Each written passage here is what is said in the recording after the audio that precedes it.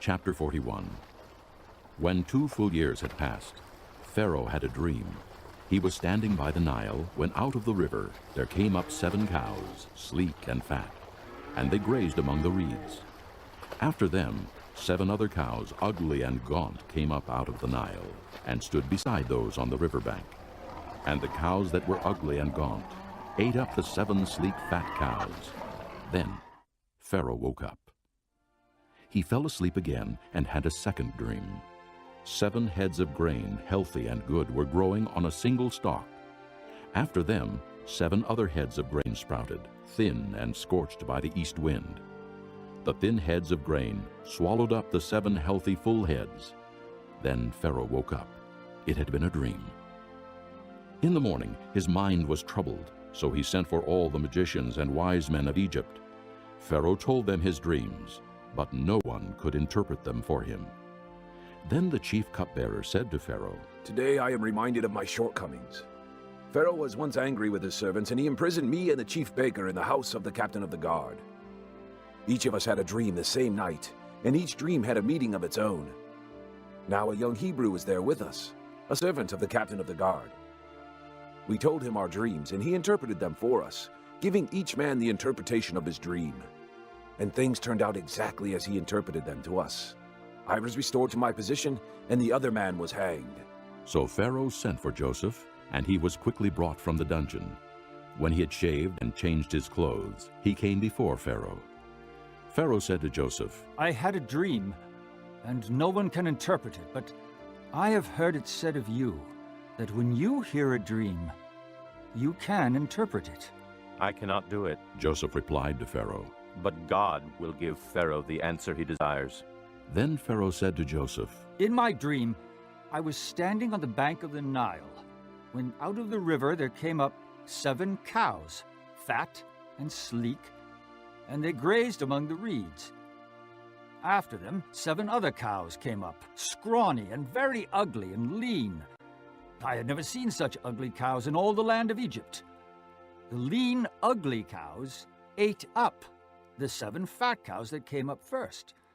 But even after they ate them, no one could tell that they had done so. They looked just as ugly as before. Then I woke up.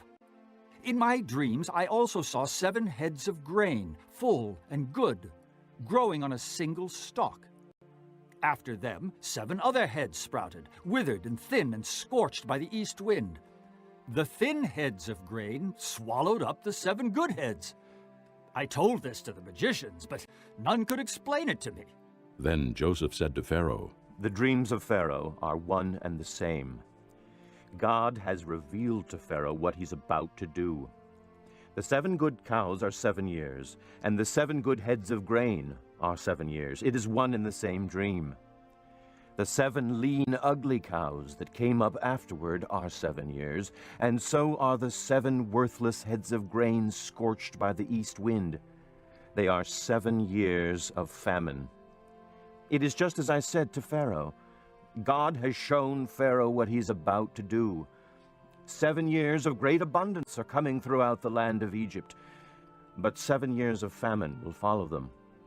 Then all the abundance in Egypt will be forgotten, and the famine will ravage the land.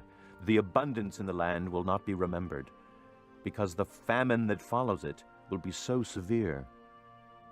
The reason the dream was given to Pharaoh in 2 forms is that the matter has been firmly decided by God, and God will do it soon. And now, let Pharaoh look for a discerning and wise man, and put him in charge of the land of Egypt.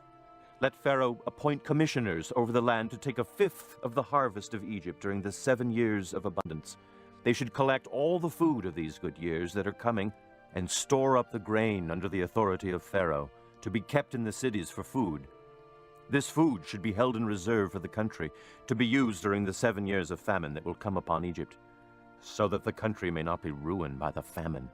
The plan seemed good to Pharaoh and to all his officials. So Pharaoh asked them, "Can we find anyone like this man, one in whom is the Spirit of God?"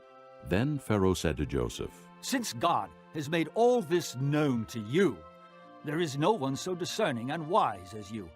You shall be in charge of my palace, and all my people are to submit to your orders. Only with respect to the throne will I be greater than you.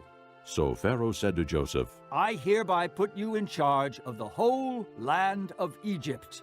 Then Pharaoh took his signet ring from his finger and put it on Joseph's finger. He dressed him in robes of fine linen and put a gold chain around his neck. He had him ride in a chariot as his second in command, and men shouted before him, Make way! Thus he put him in charge of the whole land of Egypt. Then Pharaoh said to Joseph, I am Pharaoh, but without your word, no one will lift hand or foot in all Egypt. Pharaoh gave Joseph the name Zaphanath-Paneah, and gave him Asenath, daughter of Potipherah, priest of On, to be his wife. And Joseph went throughout the land of Egypt. Joseph was 30 years old when he entered the service of Pharaoh, king of Egypt. And Joseph went out from Pharaoh's presence and traveled throughout Egypt. During the 7 years of abundance, the land produced plentifully. Joseph collected all the food produced in those 7 years of abundance in Egypt and stored it in the cities. In each city, he put the food grown in the fields surrounding it. Joseph stored up huge quantities of grain, like the sand of the sea. It was so much that he stopped keeping records because it was beyond measure. Before the years of famine came, 2 sons were born to Joseph by Asenath, daughter of Potipherah, priest of On. Joseph named his firstborn Manasseh and said, It is because God has made me forget all my trouble and all my father's household. The second son he named Ephraim and said, It is because God has made me fruitful in the land of my suffering. The 7 years of abundance in Egypt came to an end, and the 7 years of famine began, just as Joseph had said. There was famine in all the other lands, but in the whole land of Egypt there was food. When all Egypt began to feel the famine, the people cried to Pharaoh for food. Then Pharaoh told all the Egyptians, Go to Joseph and do what he tells you. When the famine had spread over the whole country, Joseph opened the storehouses and sold grain to the Egyptians, for the famine was severe throughout Egypt. And all the countries came to Egypt to buy grain from Joseph, because the famine was severe in all the world.